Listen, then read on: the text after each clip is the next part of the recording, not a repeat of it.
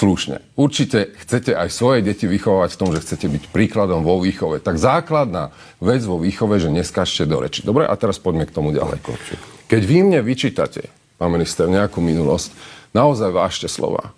Lebo vy ste internetový troll. Tak ste vstúpili do politiky. V tej politike ako troll pokračujete.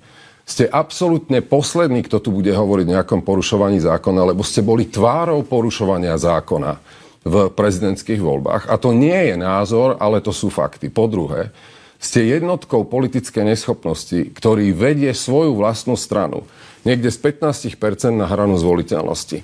Správate sa jednoducho ako človek v politike, ktorý chce byť nejakým príkladom, ale vy neviete vysvetliť, že 12 500 v keši platíte za vlastnú dovolenku. Že lietate štátnym lietadlom na futbal. Máte výlety na Formulu 1 a vy mňa prosím vás tu necvičte z týchto vecí z minulosti v situácii, keď ste tvárou korupčného správania, záchrankový tender, hasičské auta, všetky ďalšie veci a kšefty